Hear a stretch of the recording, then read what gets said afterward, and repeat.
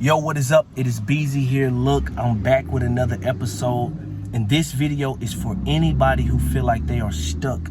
Yes, I'm talking to you. This video is for you.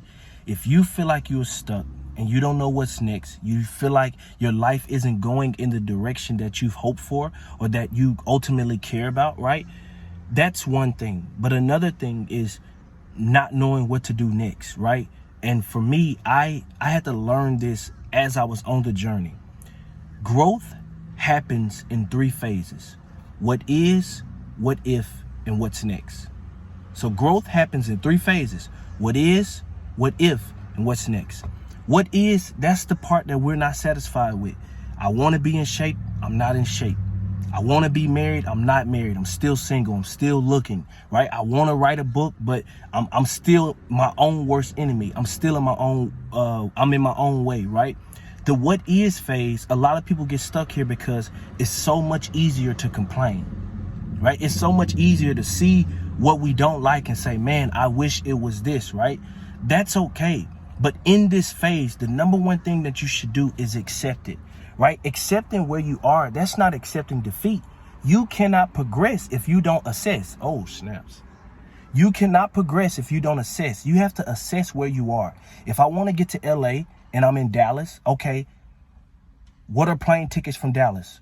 What is a driver from Dallas, right? But if I want to get to LA and I never assess my actual location, the chances of me getting to where I really want to go is very, very, very, very slim. So if you are in the what is phase, understanding that you're not satisfied with where you are. I'm not complaining, right? God, I'm grateful. But God, I know that you put more in me and I want to utilize more of my potential. I don't want to just die with my potential, right? Then accept where you are. Assess so you can progress, right? So the phase 1 is what is, right? For me, when I wasn't as active in my music, I was like, yo, I'm not posting, I'm not putting any time into my content, I'm not really connecting to who I am, I'm not putting out things that I really care about, right? I had to assess that, man, I'm not fully invested in this journey. And when I did that, my music went up, the relatability went up, my streams went up, my supporters went up, because I started to invest in what is, right? And then everything started to change. So if you're in the what is phase and you're not satisfied, assess so you can progress, right?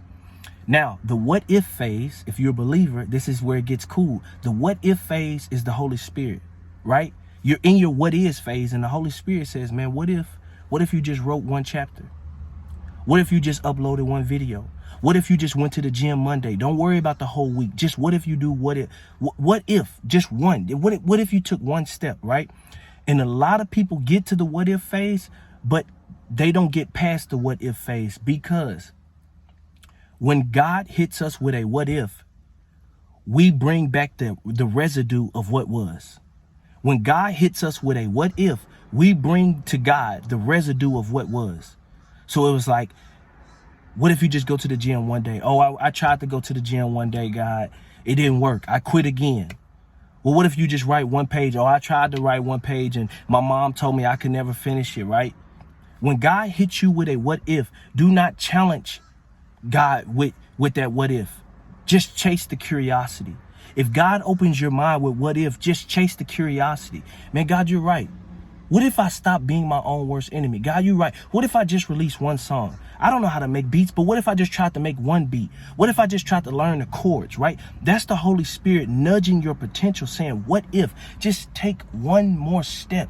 But a lot of people never get out of this phase, because when God hits us with a what if, we hit God with the residue of what was.